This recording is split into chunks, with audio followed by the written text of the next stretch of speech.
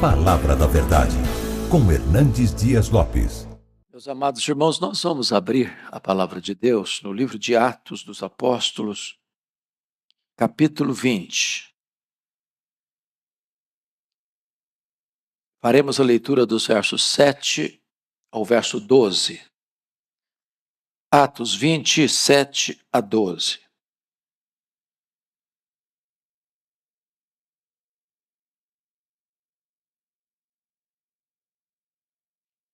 Está escrito: no primeiro dia da semana, estando nós reunidos com o fim de partir o pão, Paulo, que devia seguir viagem no dia imediato, exortava-os e prolongou o discurso até a meia-noite.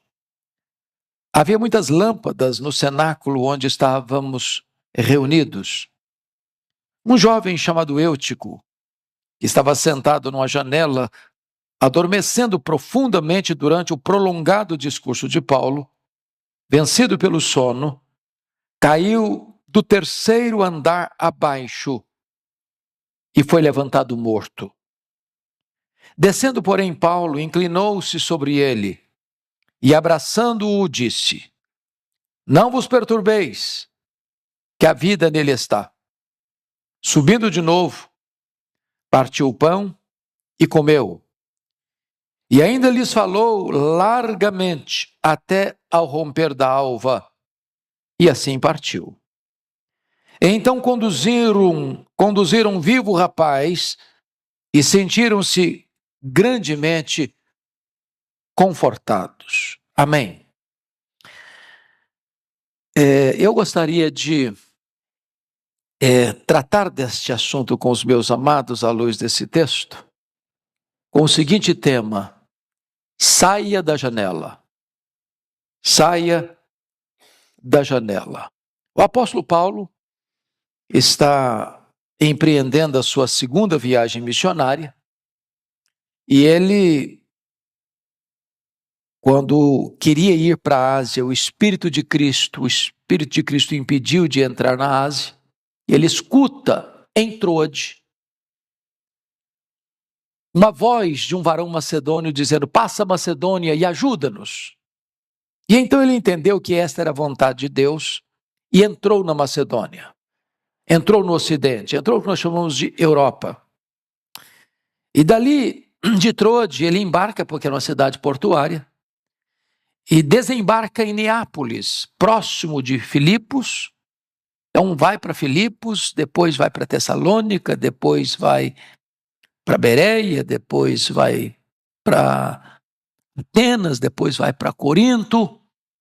E ele depois empreende a terceira viagem missionária na Ásia, em Éfeso. E agora ele está retornando. Quando ele para na mesma cidade onde tivera a visão, em Troade. Ali já havia uma igreja. E ele aproveita o momento que haveria de embarcar no dia seguinte para reunir a igreja. Era domingo, era o dia do Senhor, primeiro dia da semana. A igreja estava reunida para celebrar a ceia. E diz o texto que Paulo prolongou no seu discurso. Um sermão longo. Não sei se nós estamos acostumados com um sermão até meia-noite. Mas talvez os resultados não seriam muito diferentes hoje. O certo é que um rapaz chamado Eutico está sentado à janela, no terceiro andar. Já é um grande risco. E então, em virtude do longo discurso, do longo sermão de Paulo, as muitas luzes, lá pelas tantas ele foi tomado pelo sono. E o sono venceu. E diz o texto bíblico que ele caiu do terceiro andar. E quem cai não cai para dentro, cai para fora. E ao cair, ele já cai sem vida. Ele cai e morre. E então diz a Escritura que Paulo desce, toma-o, debruça sobre ele, e diante do pânico da multidão que está reunida no cenáculo, fala calma, dizendo: fiquem tranquilos, a vida está nele. E depois da ressurreição de Eutico, diante de um fato tão extraordinário, porque dos muitos milagres operados por Deus por intermédio de Paulo, é o único momento em que acontece uma ressurreição no ministério de Paulo. E eu penso que a igreja poderia estar tão feliz e tão exultante que terminaria o culto ali mesmo, não teria mais Santa Ceia, não teria mais sermão e o povo sairia pulando de alegria, talvez saindo até pelas praças de madrugada, dizendo que um grande milagre tinha acontecido. Não, eles simplesmente voltaram para o cenáculo, terceiro andar. Paulo continua o seu sermão até o raiar do dia. E esse episódio, meus amados irmãos, nos enseja algumas lições que passo a descrever.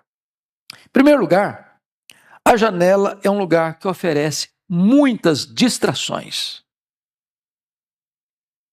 Primeiramente, conduz à acomodação, porque notem vocês, nós estamos falando de um ambiente que não tem ar-condicionado. Nós estamos falando de um ambiente que o clima é quente. Então, estar na janela é um lugar de ar mais fresco. É um lugar que pode sugerir desinteresse e pode também levar a pessoa a dar uma espiada, uma olhada, uma contemplada no que está acontecendo do lado de fora. Então a janela é um lugar de distração. Mas vejam vocês que ele está no culto, ele está no cenáculo. Possivelmente era um membro da igreja. E ele está na igreja. Mas ao mesmo tempo que ele está na igreja, ele está com um olhar para fora do culto, do acontecimento, da adoração. É como se ele estivesse experimentando o melhor do culto e o melhor do que está acontecendo na rua. A atenção dele está dividida. Diríamos nós, um pé na igreja, outro no mundo. E nessa conjuntura está aqui o grande problema. Porque isso é como aquela parábola que Jesus contou da semente que cai no meio do espinheiro. Muitas coisas disputam o interesse desse ouvinte. É a pessoa que não é focada. É a pessoa que vem para o culto, mas o corpo veio, mas a cabeça não veio totalmente. O coração não veio totalmente. Na mesma medida em que ele está presente, ele está ausente. Além disso, isso conduz a uma espécie de insatisfação interior. Num dado momento, o eutico desconectou-se com o culto. Num dado momento, o eutico parou de ouvir o apóstolo Paulo. Num dado momento, as coisas de dentro já não atraíam tanto mais. De repente, o que está do lado de fora, pulsando lá na rua, no movimento do vai e vem, é que capta a atenção dele. E ao perder o interesse dentro, ele vai se ligando ao que está fora. E esse é um risco ainda hoje. É o risco que aconteceu com o pródigo. Ele está na casa do pai, ele tem a mesa farta do pai, ele tem comunhão com o pai, ele tem a proteção do pai, ele tem o cuidado do pai. Mas de repente o coração dele já está do lado de fora da casa do pai. Ele é atraído por uma coisa que chama a atenção dos seus olhos. Talvez a curiosidade. E se você para perceber as tentações que rondam o coração de um jovem, às vezes a curiosidade é grande.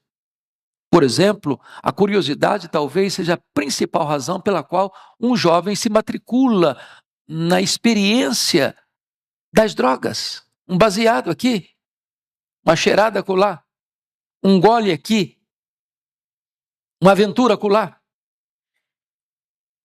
E hoje, quando infelizmente o Brasil aprova a descriminalização da questão da maconha, de até 40 gramas, que dá para fazer mais de 50 baseados, nós estamos não só abrindo uma janela colorida de tentação, mas empurrando a juventude.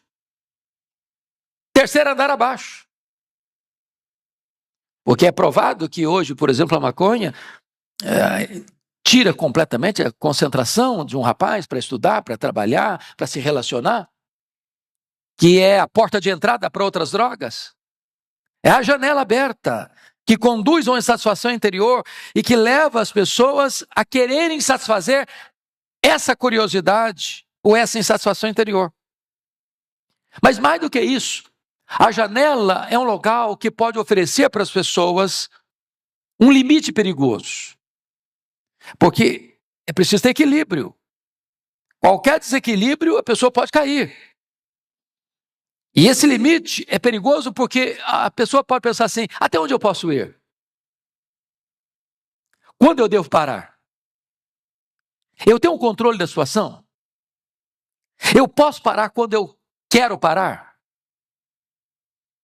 Eu nunca me esqueço, conversando com uma jovem certa feita, que viveu um drama tão grande de uma vida de várias experiências sexuais antes do casamento, e ela vivia um drama tão grande de consciência, de culpa. Ela diz: pastor, o meu grande problema foi que eu pensava que eu pensava que eu estava no controle, que eu sabia a hora que eu devia parar e eu tinha poder para dizer: agora eu não vou mais, daqui para frente é um caminho mais, eu vou parar agora. E percebi, eu não estava no controle. É a janela. É a janela. Mas mais do que isso, essa janela, ela conduz a muitas ilusões. Porque a janela de hoje não é a janela na parede de uma casa ou de um cenáculo. A janela hoje, ela é colorida, ela é movimentada, ela está à disposição de um aperto do seu dedo, no seu smartphone, no seu computador. É a internet, que oferece tantas cenas coloridas, tantas atrações perigosas, e tanta gente é capturada pela sedução dessa janela, para a pornografia, para o sexo ilícito, para as aventuras, para os jogos perigosos. E quantas pessoas, não importa a idade que elas têm, se jovem ou se adulto ou até se velho, são capturadas pela atração sedutora dessa janela colorida, aberta, que pode levar as pessoas a uma queda fatal. Mas em segundo lugar, irmãos, a janela é um local que produz sonolência espiritual. Vejam vocês que Eutico está sentado na janela, o culto está rolando, a pregação está acontecendo, e de repente a mente se desconecta. E ao se desconectar a mente, ele já não está mais acompanhando o raciocínio da mensagem. E é assim no culto, sabia? Às vezes a pessoa está aqui no culto, está lá olhando, você pensa até que a pessoa está prestando atenção, está nada. Ela já está no outro canal, ela já está viajando, ela já não está escutando mais nada. O pensamento voa, a imaginação corre. E essa falta de vigilância abre uma avenida de tentação. Como a tentação de Sansão, que olha, que vê, já não escuta mais conselho de pai e mãe, que não escuta mais as orientações de Deus. Essa janela, mais do que isso, oferece uma espécie de preguiça diante dos desafios da vida, como as 10 virgens, 5 delas imprudentes. Estão lá apenas com figurino de crente, com cacuete de crente, com jargões de crente, com aparência de crente, mas não tem mais nada. É apenas fórmula e forma e nenhum conteúdo. A janela aberta pode ser aquela tentação da fraqueza nas tribulações, como Pedro, que dormiu na hora da mais titânica batalha da vida. Ele dorme. Porque não percebe a gravidade da situação, ele não percebe a urgência do momento, ele não tem discernimento do que está acontecendo. E então, diz a Bíblia, que Eutico dormiu, e ao dormir, ele caiu da janela do 3º andar e morreu. Mas talvez você pergunte assim, mas por que Eutico dormiu? Em primeiro lugar, porque num dado momento, ele perdeu o interesse nas coisas de Deus. Meus irmãos, o diabo é muito sutil e o mundo é muito atrativo. O mundo é o sistema. E há muitas coisas atrativas. E o diabo, que conhece depois de Deus, talvez é o que mais nos investiga. Ele sabe o nosso calcanhar de Aquiles, ele sabe o ponto vulnerável, ele sabe onde chega, ele sabe por onde tenta entrar numa brecha. Para uns é o sexo, para outros é a vaidade, para outros é o dinheiro, para outros é o poder. Não sei. E ele vai inserindo essas coisas, e tirando e roubando e desidratando o interesse pelas coisas de Deus. Por que Eutico dormiu? Porque foi para o lugar errado. Ele foi para a janela. Ele foi flertar com o que estava lá de fora. Ele foi dar uma espiada no que estava acontecendo na rua. De repente, as coisas de Deus já não atraíam todo o seu interesse. Por que ele dormiu?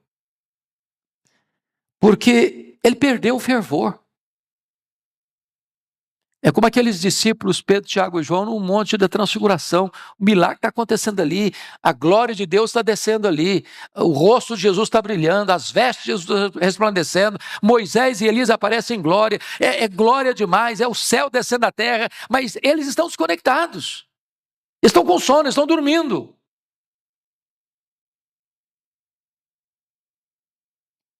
Poderíamos dizer, literalmente, que Eutico morreu de sono. Conhece essa expressão, né? Fulano morreu de sono. Ele morreu literalmente de sono. Ele caiu da janela. Então, a terceira lição que eu gostaria de trazer para a nossa reflexão nesta manhã é que a janela é um lugar de quedas perigosas. Quem cai, cai para fora. Já percebeu isso? Dificilmente você vê uma pessoa na janela e cai para dentro, cai para fora. E quantas janelas, meus amados irmãos, podem levar a quedas terríveis? A Bíblia diz que um dia Davi estava passeando no terraço do seu palácio. E talvez, da janela da tentação, ele viu uma mulher. Apenas viu. E ele foi fisgado pela concupiscência dos olhos. E ele deu vazão àquela olhada que se transforma num desejo, que se transforma numa paixão violenta, que se transforma num caso, que se transforma numa encrenca, que se transforma num assassinato, que se transforma numa mentira velada, que se transforma num casamento conveniente, que se transforma numa culpa avassaladora, que se transforma numa tragédia para a sua família, por causa de uma janela tentadora na sua vida. Cuidado com a janela. Fuja da janela. E eu tenho certeza que você sabe do que eu estou falando. Cada um de nós aqui pode ter uma janela diferente, de tamanho diferente, de paisagem diferente, de cores diferentes, de apelos diferentes. Cuidado. Fuja dessa janela. O texto diz que Eutico caiu e morreu. Há muitas quedas. E nós somos frágeis, sabia? Nenhum de nós aqui, por mais experiente que seja, por mais consagrado que seja, por mais tempo de igreja que tenha, pode bater no peito com soberba, dizendo, isso eu nunca vou fazer, esse pecado eu nunca vou cometer, eu jamais vou cair, eu sou blindado de qualquer risco de queda espiritual. Se o Senhor não segurar firme a nossa mão, nós tropeçamos. Quem nos segura é Ele. Quem nos sustenta é Ele. Mas cabe-nos fugir das janelas perigosas. Há muitos jovens feridos, há muitos homens feridos, há muitas mulheres feridas, há muitos crentes feridos. Eutico caiu, Eutico morreu, porque ele não ouviu. Eu imagino que o apóstolo Paulo, que tinha passado por Troade, e passado por Troade talvez mais de 5 anos. Ele passou 1 ano e meio em Corinto, ele passou 3 anos em Éfeso. Nós não sabemos exatamente o restante do tempo que ele passou nas outras cidades, mas foi pouco tempo. Então, era uma igreja que estava saudosa do apóstolo Paulo, era uma igreja que estava ávida de ouvir a palavra de Deus, é uma igreja que eu imagino que está dizendo para Paulo, Paulo, não termina o sermão não termina não, Paulo, continua mais, fala mais. Ô Paulo, nós queremos ouvir mais, e chegou meia-noite e o povo quer mais, mas alguém naquele culto não quer mais. Alguém naquele culto não quer mais ouvir, ou alguém naquele culto não tem mais capacidade de ouvir. Alguém naquele culto está na janela e o sono chega porque ele se desconecta com o que está de dentro e agora ele não tem mais outra opção a não ser se render ao sono e por causa do sono ele cai e ele morre. Quantas quedas hoje? Quantos fora da igreja hoje? Quantos que estão na igreja hoje mas estão dormindo? Desperta, ó tu que dormes! Quantos que já caíram e quantos que já estão mortos. Mas, finalmente, em último lugar, a janela é um lugar para ser abandonado. O que eu acho bonito, pastor Arival, nesse texto, é que Paulo não acusa a igreja, nem mesmo passa um sermão no Eutico, depois que ele ressuscita. Não consta isso. Em vez de Paulo censurar, em vez de Paulo criticar, em vez de Paulo acusar, em vez de Paulo botar uma tonelada de culpa sobre o rapaz depois de ressuscitado, Paulo age. E Paulo demonstra o poder da ressurreição. Primeiro, Paulo desceu.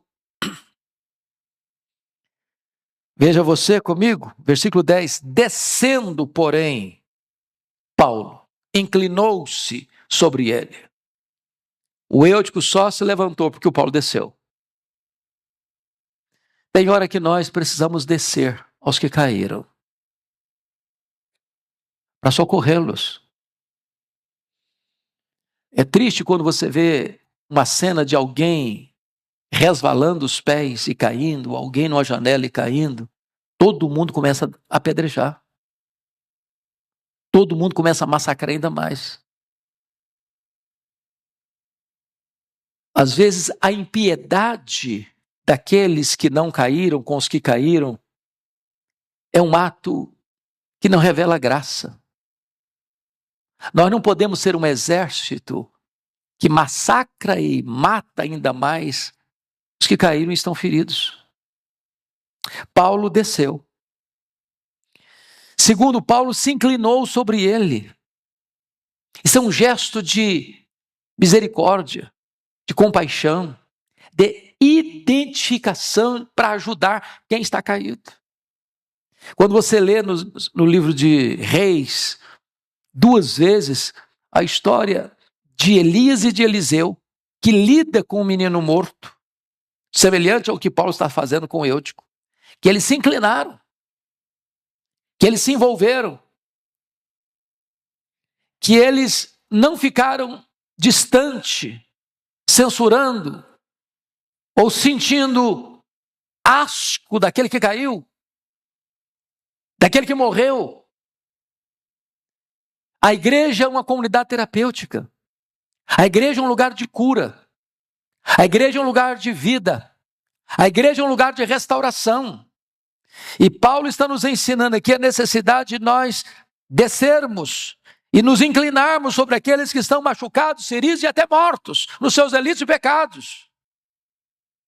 Mas mais, você pode notar no verso 10 que Paulo fez mais do que descer e inclinar-se. Ele abraçou.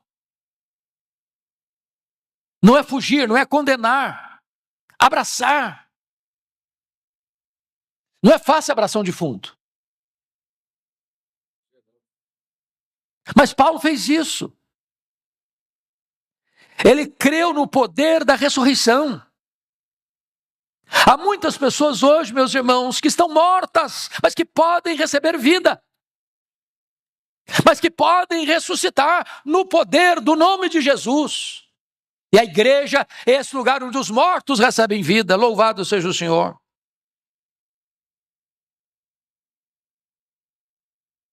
Quando o profeta Ezequiel, no seu ministério, foi chamado para olhar a cena do povo de Deus, do povo de Israel, ele foi conduzido para um vale de ossos sequíssimos.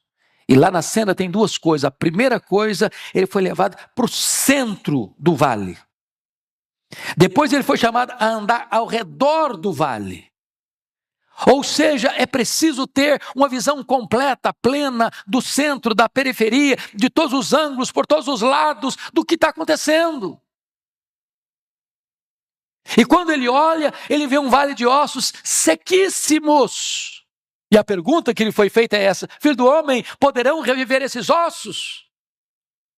E a resposta dele foi: Senhor Deus, tu sabes.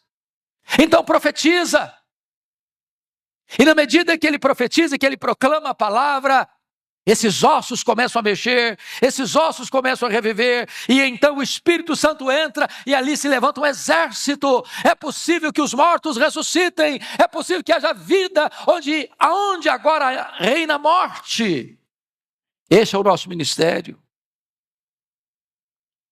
Agora me permita dizer algo a você aqui nesta manhã. Quem sabe você que está aqui, e você que está nos assistindo, é a pessoa que caiu da janela.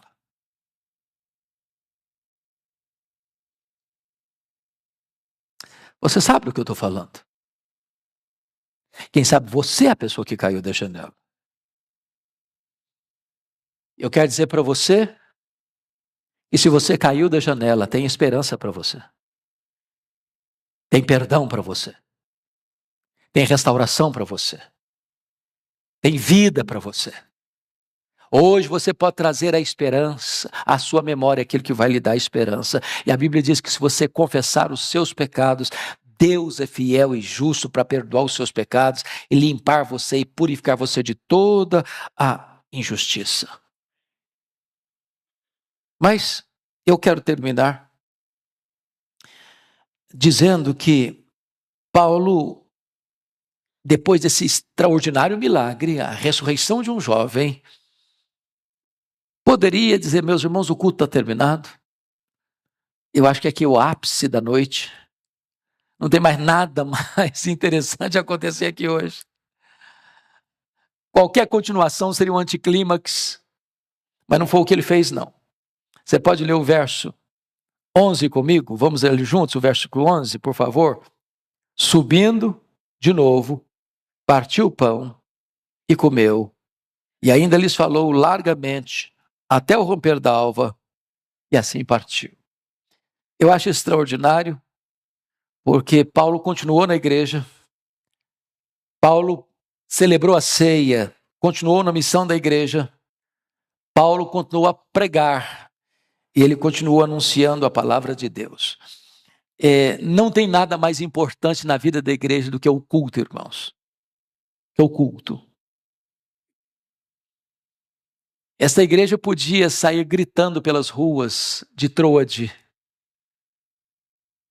Um milagre aconteceu, um milagre aconteceu, um milagre aconteceu.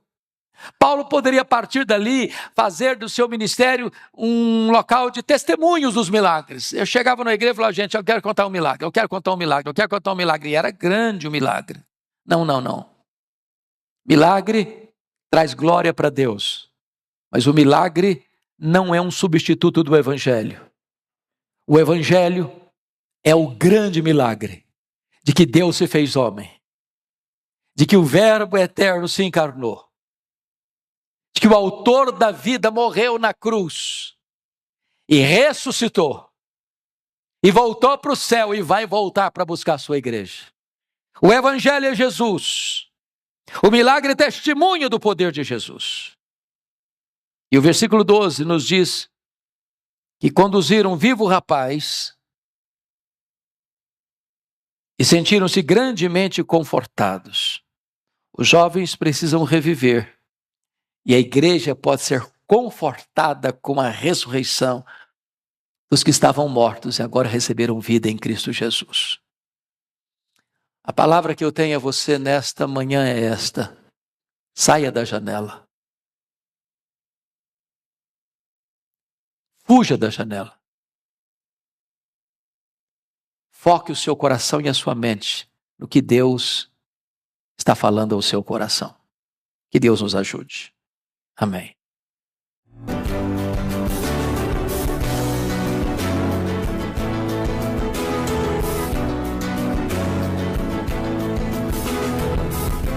Palavra da Verdade, com Hernandes Dias Lopes.